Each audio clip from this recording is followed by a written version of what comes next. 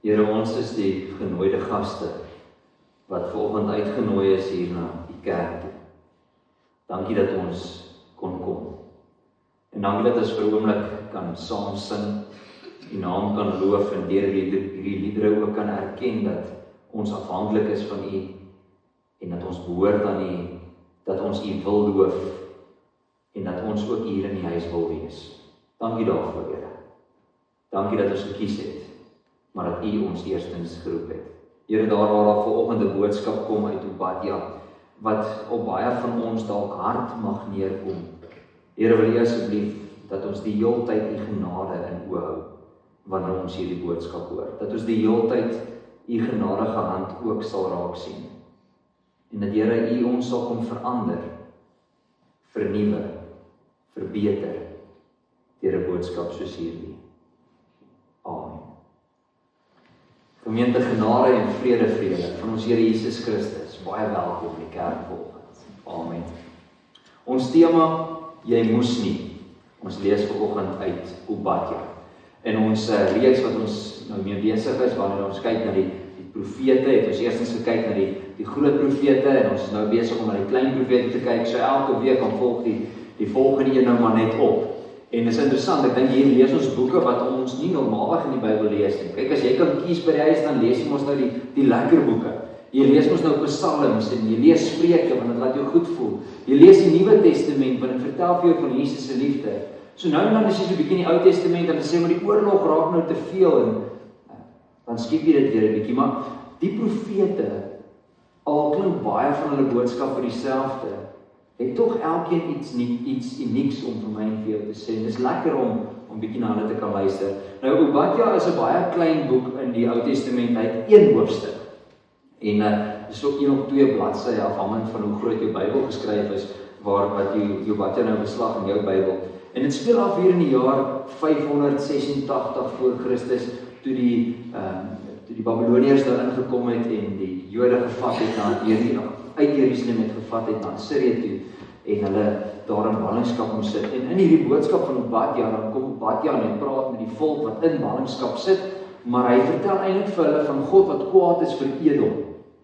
Nou, Edom was hoogmoedig en het verraad gepleeg, dis waaroor die hele boek Obadja gaan. Ek wys vir jou 'n kaart vanoggend, dat jy net so 'n idee kan kry van waar hierdie hele storie afspeel, en dan kan jy ook verstaan hoekom God so kwaad is vir Edom in hierdie verhaal. Nou, daar's natuurlik baie ander kaarte, ek het die mees eenvoudige een vir jou probeer kry, en jy sal sien daar in die noorde, het ons die see van Galilea. Dan loop die Jordaanrivier uit hom uit, en hierso in die dooie see. So daai watermassa het eintlik 'n skeiding gehad tussen alles wat daar aan die regterkant sal wees in die ooste en alles wat in die weste sal gewees het. As jy mooi kyk op die kaart, sal jy sien Israel het ons hierso in die noorde gedeelte, en Jerusalem het ons hier onder vir Juda, en dan het ons aan hierdie kant in Moab en Ammon, maar die Assiriërs, hulle kom van hier bo af. Die Assiriërs het 'n paar maniere gehad hoe hulle kom hier by Jerusalem uit of by Israel uit, en hulle het eintlik hulle oog gehad op Egipte wat nou hier van die kaart afval. Egipte sou hier onder gewees. Maar hulle moes deur hierdie ouens gaan by Egipte uit te kom. Dit het vir hulle eintlik maar gegaan oor mag en geld en al daai dinge. Nou wanneer Assirië kom om vir Israel in te neem, vir Juda in te neem, is een van die opsies, hulle kan, wanneer hulle vir Juda wil kry, bo deurgaan, hulle kon deur Israel gegaan het, wat redelik sterk mag is, of hulle kon op 'n manier deur die rivier gekom het. Dit sou nie so maklik gewees om met 'n hele weermag deur die rivier te kom nie, of hulle kon onder deur Edom gekom het. En dit is wat hulle gedoen het. Hulle het onder deur Edom gekom. Nou, Edom was op hierdie bergwand gebou. Edom was 'n magtige koninkryk, 'n sterk koninkryk.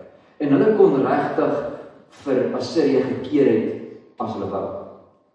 Maar Edom laat toe dat die Assiriërs deur hulle laat trek na Juda toe. Vir Juda in ballingskap inneem, deur hulle laat terug Assirië toe. En God is bietjie kwaad oor dit, want hy sê Edom is hoogmoedig om te sê ons is te goed om hierby betrokke te raak. Hy sê Edom verraai vir Juda, want Juda is eintlik Edom se broer. Hulle almal kom deel van dieselfde stamme baie lank terug. Hy laat toe dat die sleg gebeur. Ek lees vir ons in die middel van hoofstuk 1, die enigste hoofstuk, vers 15. Ons gaan van daar af werk vorentoe en terug. Vers 15 sê, voorwaar, die dag van die Here oor al die nasies is naby. Soos wat jy gedoen het, sal aan jou gedoen word. Jou daad sal terugkeer op jou kop. Nou ek begin hierdie verhaal natuurlik op 'n baie vreemde plek, so in die middel van Obadja 1. Dit is nie normaal dat ons verhaal begin, ons begin mos maar in die begin. Maar hier is die klimaks van die verhaal, wat alles kom vertel van wat hier aangaan. En as ons onverantwoordelik sou wees vanoggend en net hierdie vers sou gelees het, verbeel jouself, jy is nie 'n Christen nie. Verbeel jouself, jy ken nie die Here nie, jy het iewerste van die Bybel al gehoor, en jy maak die Bybel oop. Iemand sê vir jou, lees bietjie hierdie vers. En hier is die vers wat jy kry. Die vers sê, die dag van die Here is naby, dit wat jy aan ander gedoen het, gaan aan jou gedoen word. Ek wonder hoeveel mense gaan tot bekering kom oor so 'n vers. Of hoeveel mense gaan sê, nee dankie, ek maak die Bybel toe, met hierdie God wil ek niks te doen hê nie. Jy sien, dis okay wanneer ons mos mense seermaak, maar daai mense mag nie ons terug seermaak nie. Dis okay wanneer ons die operhand het, en wanneer ons kry wat ons wil hê, maar dis nie lekker wanneer daar gesê word dat dit, wat jy gedoen het, gaan met jou gedoen word nie. Ons sê baie maklik die wiel draai, maar ons hou nie daarvan as die wiel draai, en ons is in die verkeerde kant nie. Ons het hierso in die middel begin lees, en dit is baie onverantwoordelik as jy sê, dit is waaroor Obadja gaan. So ek wil jou 'n bietjie terugvat. Wys waar begin hierdie hele storie wat opgewerk het hiernatoe om te sê, dit wat jy aan ander gedoen het, gaan jou gedoen. Ons lees van vers 1 af. Dis wat die Here my Heer oor Edom gesê het. Ja, ons het 'n boodskap gehoor wat van die Here afkom. 'n Boodskapper is onder die nasies ingestuur. Staan op. Laat ons gereed maak vir oorlog teen Edom. Nou Obadja preek hierdie boodskap vir die mense wat reeds in ballingskap sit, nadat hulle klaar weggevoer is. Nadat hulle geval het, dat Jerusalem is verpletter, vernietig, verwoes. Hulle het niks oor nie. Ons kan eintlik sê, Juda is verslaan. En Obadja bring hierdie boodskap vir verslaande mense. En die boodskap wat hy vir hulle sê is, staan op. Staan. Ek het gereeld te doen met mense wat verslaan is. Een of ander veld in die lewe. En jy ook. Jy het daagliks te doen met mense wat verslaan is. Wat gaan sê ek het geval, of ek is in 'n gat, of ek is so te neergedruk, ek kan nie hier uitkom nie, nie opstaan nie. Gereeld met so iemand te doen, hè. Miskien voel jy vanoggend, jy is nou daar. En dan is die boodskap eenvoudig, staan op. En ek wil sê, maar dit is nie so maklik nie. Ek wil vir jou 'n scenario skep, en dan gaan jy dalk agterkom, dit is eintlik so maklik. As hy van daar buite hardloop, en hy val, want dit gebeur gereeld, jy weet, hy verloor 'n bietjie fokus, kyk rond, en hy val. Nou val hy op die grond, dadelik hy het seer. Dis nie lekker nie. Ek sien dit gebeur, ek sien hy val, ek sien hy het seer. Kom by hom, en eerstens dan kyk ons nou, kan jou arm nog so maak, kan jou been nog, nee, niks het gebreek nie, jy is eintlik okay. Hier is nie bloed nie, alles is alright. En dan, dit gebeur terwyl hy daar lê.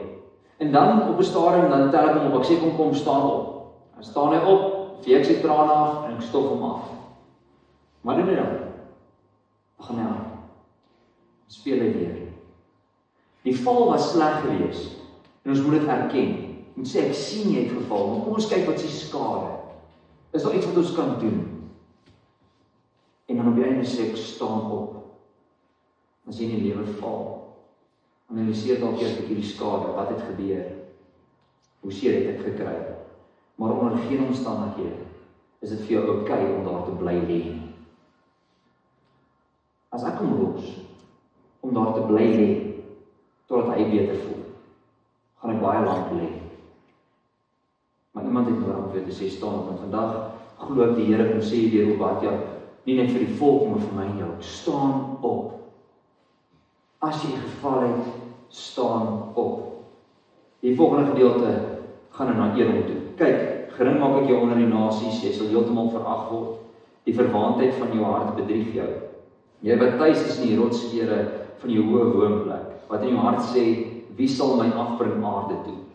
Al sou jy jou nes so hoog maak soos die van 'n arend, selfs al sou jy tussen die sterre nes maak, van daar af sal ek jou afbring, is die uitspraak van die Here. Nou Edom het vir homself hierdie magtige koninkryk opgebou. En Edom, as jy nou mooi terugdink waar kom Edom vandaan is, van Esau af, nê? Hy was verneek gewees in die lewe. Hy het rede gehad om kwaad te wees, om nie op te staan nie, om niks te wil doen nie. Maar hy het van niks af hierdie magtige koninkryk geword. Die probleem met Edom was, dat hy toegelaat dat hy magtige koninkryk kop toe gaan. En hy het hoogmoedig geraak. En hy het eintlik gesê, kyk, hier is ons, in die hoë berge. Niemand kan iets aan ons doen nie. As die Assiriërs kom, wat ons al gehoor het van Israel gekom het, ons gaan hulle sien van daar aan die kant af kom. En ons gaan hulle keer. As Egipte besluit, hulle val ons aan, hulle kan probeer, ons gaan hulle sien kom, ons gaan hulle keer. As Juda ons boer op ons draai, hy kan probeer, ons gaan hom sien kom. Edom het gedink, hy is magtig en niks kan hom onderkry nie. Ons het vandag gesê, Edom dink, hy is untouchable. God sê, Edom, ek gaan vir jou van my hoogtes af aarde toe bring. Dis 'n boodskap wat direk vir Edom gegee was. Nou spyt kom altyd te laat. Spyt kom altyd te laat. Dink bietjie aan hierdie woorde, jy moes nie. Dit wat vandag se tema ook is, jy moes nie. Het jy al ooit iets gedoen? En dan teruggekyk daarna en vir jouself gesê, ek moes dit nie gedoen het nie. Of nog erger, jy doen iets en iemand anders sê vir jou, jy moes dit nie gedoen het nie.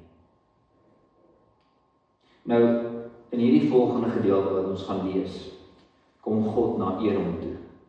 En hy sê vir Edom, jy moes nie. Ek lees vir jy moes nie. Jy moes nie gestaan en toekyk het op die dag van jou broer, op die dag toe 'n ramp hom getref het nie.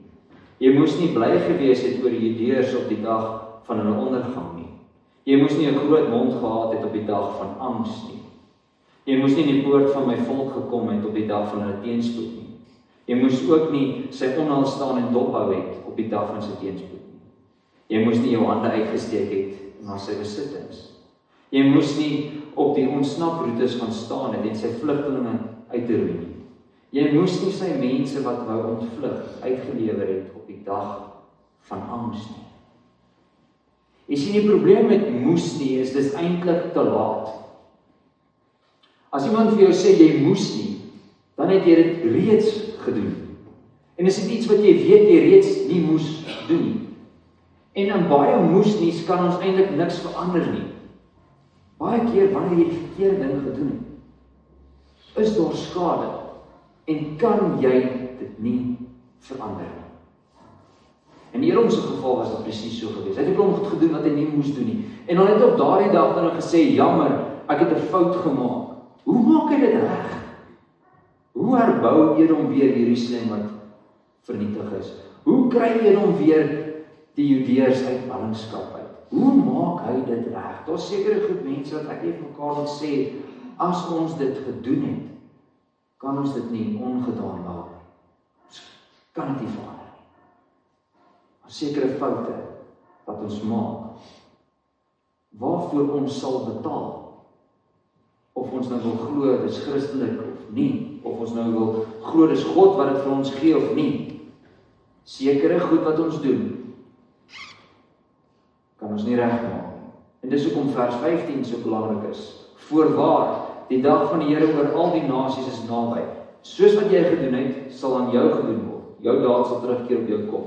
Nou, God sê dit natuurlik vir Edom, wanneer hy dit sê. Maar, hy sê dit nie net vir hulle nie.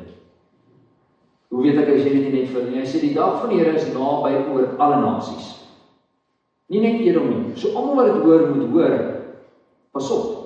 Die dag van die Here is naby. Nou dis 'n tema wat baie voorkom onder die klein profete. Ons het 'n paar keer daar gepraat in die laaste paar weke wanneer ons na die profete gekyk het. Die dag van die Here. die dag van die Here gaan kom. Ek weet nie presies hoe dit gaan lyk nie, maar iets wat ons kan agterkom van al die tekste wat ons lees is, daardie dag gaan gepaard met oordeel. God gaan of vir jou vra, wat het jy gedoen? Of hy gaan vir jou sê, jy moes nie daai gedoen het nie. Hoekom het jy dit gedoen? Daar is een of ander stuk oordeel wat gaan plaasvind. Ons glo natuurlik daar's 'n groot stuk genade wat saam met dit gaan. Ek gaan nou 'n bietjie meer daaroor sê. Maar oordeel. Daar's 'n woord hier wat my so 'n bietjie angstig maak. Die woord is voorwaar. Wanneer God dit sê, dan sê hy nie, ouens, daar's 'n moontlikheid dat die ding kan gebeur. Voorwaar is 'n sterk woord. Dis eintlik 'n belofte. Dit wat God sê gaan gebeur, want sê hy, voorwaar, die dag van die Here gaan kom, oor alle nasies. Daar kom 'n dag,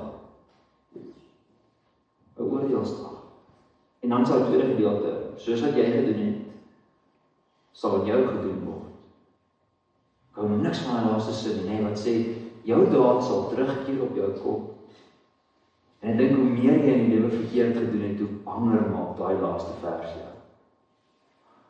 Wat as die Here al die verkeerde goed wat ek gedoen het, van my kom eis? Edom was in daai posisie, waar hulle 'n klomp verkeerde goed gedoen het, al die moesties. En God sê, gaan neerkom op jou kop. Hier is die straf van vers 16 af. Dis om vers 15 so die keerpunt is. Want alles wat hulle verkeerd gedoen het, dan kom ek vers 15 en dan, wat gebeur daarna? Soos wat julle die beker moes drink op my heilige berg, sal al die nasies voortdurend moet drink. Hulle sal drink en ons sal hang en praat en hulle sal wees asof hulle nooit bestaan het nie. Maar op die berg Sion sal daar ontvlugting wees en Sion sal heilig wees. Die huis van Jakob sal die wat hulle verdryf het uitdryf. Jakob is Juda, Jerusalem. Die huis van Jakob sal vuur wees en die huis van Josef 'n vlam, maar die huis van Esau, Edom, sal strooi wees. Die vuur sal die strooi brand en dit verteer. Daar sal van die huis van Esau nie een ontvlug nie, want die Here het dit gesê. Hulle sal die Negev saam met hulle bergland van Esau in besit neem. Die Shefila saam met Filistea. Hulle sal die gebied van Efraim en die gebied van Samaria in besit neem, en Benjamin saam met Gilead. Die ballinge van hierdie leer, die Israeliete, sal Kanaanitiese gebied in besit neem tot by Sarfat. En die ballinge van Jerusalem, wat in Safarat is, sal die stede van die Negev in besit neem. Verlossers sal dan na die berg Sion opgaan, om oor die bergland van Esau te regeer. Die koningskap sal aan die Here behoort. Edom bou hierdie koninkryk op 'n bergland. Hy word sterk, hy word magtig. Maar dit alles gaan kop toe. Raak hoogmoedig. Beter as die rondom hom. Want dis mos eintlik wat hoogmoed is, né? Om te dink ek is beter as jy. Ons sien dit vandag so baie. Hoe mense dink hulle is beter as ander mense. En normaalweg wanneer ons so iets raak sien, is daar 'n stukkie onreg wat gebeur. As een groep wat besluit dis wat moet gebeur, dis die wat dink hulle is beter as die ander, en die ander groep moet wanneer die pak slaaf vat. En dis wat God eintlik hier kom sê. Hierdie wat gedink het hulle is beter as die ander, Edom, julle gaan 'n pak slaaf kry. En God kleur die prentjie vir hulle baie mooi in. Hy sê vir hulle presies wat gaan met hulle gebeur. Hy sê hulle gaan verbrand, verteer, daar gaan hulle niks oorbly nie. Hierdie magtige koninkryk op die berg gaan val tot op die grond. En dis God wat dit gaan doen. God gaan die koninkryk van Edom laat val. Nou hierdie kan vir jou bloot net 'n geskiedenisles wees. Jy kan bloot volgende sit en sê, okay, dis interessant, dis 'n lekker stukkie geskiedenis van Edom. Jy kan 'n bietjie mooi gaan kyk weer op die kaart, waar val dit alles in. Jy kan gaan lees of het dit nou so gebeur en jy gaan sien, maar dit het amper erger gebeur as dit wat ons hierso lees. En dit kan vir jou net 'n stukkie geskiedenis wees. Miskien die ding van geskiedenis is, dit help ons om te leer. Ons moet tog uit geskiedenis uit leer. Nou wat leer ek en jy vanoggend uit hierdie boek van Obadja? wat baie mense vandag bloot as 'n stukkie geskiedenis lees, om net die storie van die volk verder in te tree. Hoogmoed kom iewers tot 'n val. Hoogmoed kom iewers tot 'n val. Jy kan net aanhou bou tot op 'n stadium, en as jy dan op daai stadium kom en jy is hoogmoedig, kan dit tot 'n val kom. En wat ek gelees het in hierdie verhaal is dat die prys wat jy betaal is nie die moeite werd nie. Hierom het alles probeer bou, want hulle was beter as die res. Op die einde van die dag het hulle alles verloor, omdat hulle alles probeer bou het. Omdat hulle nie wou help nie. Die prys wat jy betaal, is nie die moeite werd nie. As ons dink aan die tema van vandag, jy moes nie, dan dink baie van ons sommer aan ons eie persoonlike lewens, en eintlik is dit 'n goeie ding om te doen. En jy dink dalk terug aan van die foute wat jy gemaak het in jou lewe, en miskien raak jy so 'n bietjie bang, en dan dink jy, maar wat as God hierdie fout van my kop kom eis? Wat as ek vandag terugdink aan ek moes nie daai gedoen het nie, en ek gaan daarvoor betaal? Jy sien, die mooi ding van God is, daar soveel genade by hom. En iets wat hulle nie geweet het in die Ou Testament nie, is Jesus wat gaan kom. En Jesus wat alles gaan kom verander. Ons gaan nou daarby kom. Ek wil net weer 'n keer vir jou vers 15 lees. Want ek dink ons moet iets met hierdie vers doen. Voorwaar. Dis 'n belofte. Die dag van die Here oor alle nasies is naby. So die dag van die Here kom vir my en jou ook. Soos wat jy gedoen het, sal aan jou gedoen word. Eendag sal terugkeer op jou kop. Die wiel gaan draai. Ons gebruik dit baie keer as 'n troos wanneer onreg aan jou gedoen word. Dan sê iemand vir jou, die wiel sal draai. Met ander woorde, moenie worry nie, jy is nie onregverdig behandel, maar eendag gaan daai ou wat jou onregverdig behandel het, onregverdig behandel word. Nou dis nie regtig troos nie. Dis eintlik ook nie mooi nie. Want hoekom wil ek hê, omdat ek seer gekry het met iemand anders te seer kry, en wat gaan dit regmaak? Dis ook hoekom ek dink al hierdie maniere van hoe goed in ons land benader om reg te stel, nie regstel is nie. Want jy kan nie een benadeel, omdat iemand voor jou benadeel was nie. Regstel is nie vat weg van iemand af nie. Dis kom ons gee vir nog. En as daar nie is om te gee nie, dan kan ons nie gee. Dan moet ons maar skep om te gee.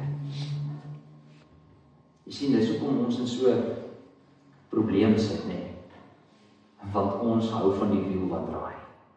Jy was lelik met my noudag, so ek gaan vandag met jou lelik wees. Jy het laas keer my verneek, vandag verneek ek jou. Die wiel draai. Dis nie Christelik nie. Dis nie wat Jesus ons kom leer wanneer hy sê, draai die ander wang nie. Maar wat Jesus vir my kom leer met iets soos hierdie, is daar so groot stuk genade. Want as dit was soos daardie van dit wat jy gedoen het, gaan aan jou gedoen word, het ek en jy baie moeilikheid gehad. Want iewers in ons lewens maak ons foute. En kan jy jouself indink, jy kom nou eendag daar bo by die hemel, en die Here sê vir jou, kom ons maak die boek oop, en kyk wat het jy alles verkeerd gedoen, jy moes nie. Die prentjie lyk nie te goed nie, nee. Maar wat as die Here daai boek oopmaak en hy sê, jy moes nie dit gedoen nie, moes nie dit gedoen nie, maar weet jy wat? Jesus het vir jou betaal. As jy die boek toemaak, die skuld is jou vergewe. Dit word nie op jou kop geëis nie. Want Jesus het in die kruis daarvoor betaal. Dit beteken nie, dat omdat Jesus betaal het, ek en jy nou maar kan aanhou lewe, soos ons wil, en daar ook soos Edom word, en die magtige koninkryk opbou, en in hoogmoed lewe nie.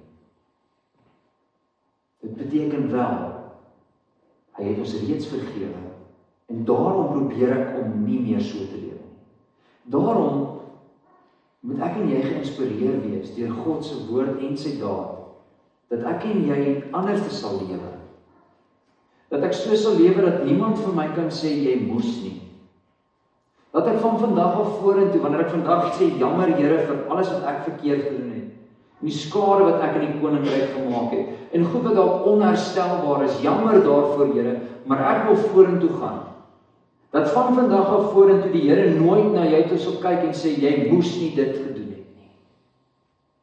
Dat daar nie weer iets sal gebeur, wat ek en jy doelbewus doen, wat die Here sê, jy moes nie. Dis wat ek en jy behoort te doen. Jy sien iemand wat dink, Jesus het my reeds vergewe, so ek kan nou gaan doen net wat ek wil, verstaan nie vir Jesus nie. Nergens het Jesus ooit gesê, gaan en doen net wat jy wil nie. Inteendeel, Jesus het gesê, gaan en sondig nie meer nie. Dis wat ek en jy vandag moet. Ons moet gaan en nie meer sondig nie. Ek het hierdie week baie aan Edom gedink, wat hierdie magtige koninkryk opgebou het. En hy maak hier een fout. Die fout is, die een wat in nood is, my broer, Juda, om help ek nie. En dis wat God so kwaad gemaak het. Die een wat kon help, het nie gehelp nie. En ek myself gevra, waar kan ek help? Want as ek kan help, en ek doen nie, is ek nie maar net so hoogmoedig soos Edom nie. En daarom pleit ek vandag by jou, gaan kyk waar kan jy help?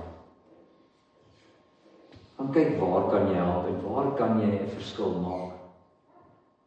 En wanneer jy dit dan doen, dan vat jy nie die eer vir jouself nie, maar gee die eer vir die Here, en sê, dis die Here, wat my die krag gegee het om dit te kan doen. Mag die Here jou help. Mag die Here jou seën. Mag jy 'n verskil gaan maak in die lewe daar buite. Amen. Here, ons bou so maklik vir ons koninkryk hier op aarde op. En dit kan so maklik gebeur dat dit wat ons opbou, ons hoogmoedig maak, omdat ons op die oog af dalk beter lyk as ander, omdat ons dit op die oog af dalk beter het as ander. Here, die idee hiervan is nie dat ons onskuldig voel oor dit wat ons het nie, maar om dalk eerder te kyk, hoe kan ons dit wat ons het gebruik, Here, om ander te help. Here, dankie vir elke liewe seëning wat U vir ons gee. Dankie dat ons geseënd kan wees. Here, ek dink aan die mense wat nou deur donker dieptes gaan, wat dalk geval het, maar dalk nou op die grond lê iewerste en hartseer en gebroken is en verlore is, dat U hulle ook sal optel en vir hulle sal sê, staan op, dat U hulle sal herstel. Here, dankie dat ons kan glo en weet, U is aan ons kant. Ek wil bid vir hierdie week, Here, wat in Suid-Afrika 'n baie uitdagende week gaan wees. Met xenofobie wat so groot geword het, dat dit nou moet oorgaan in daad, waar baie mense hierdie week uit hulle huise uit geruk word. En waar baie mense hierdie week onregverdig gaan behandel word. En waar baie mense hierdie week, Here, onregverdig gaan behandel. Wil ek vra dat U asseblief vir ons die wysheid sal gee, om regverdig te wees. En dat U vir ons sal wys waar ons moet betrokke raak en waar nie. As ons moet terugstaan, dat ons sal terugstaan, Here. As nie betrokke sal raak by iets wat ons nie moet betrokke raak nie. Maar Here, dat ons ook nie soos Edom hande gevou sal staan wanneer ons buurman seer kry. Ek vra U om vir ons hierdie week wysheid te gee. Dat ons werklik sal weet wat om te doen. En dan, Here, bid ek vir beskerming. Ek bid vir beskerming oor elkeen van ons. Hier waar ons in 'n dorp bly, wat dinge baie vinnig lelik hande uitdruk wanneer mense ongelukkig is. Ek bid vir beskerming van ons lewens, en ek bid vir beskerming van ons eiendom, Here. Dat ons nie beskadig en benadeel sal word hierdie week nie. Ek bid daarvoor, Here, en vra dat U met ons sal wees. En dat U werklik vir ons 'n werklikheid sal wees hierdie week. Mag die wat onregverdig behandel word die week ook vashou aan U, en wil U ook vir hulle 'n mooier toekoms gee as dit wat hulle op die oomblik sien kom. Ek bid, Here, dat U met ons sal wees. Amen.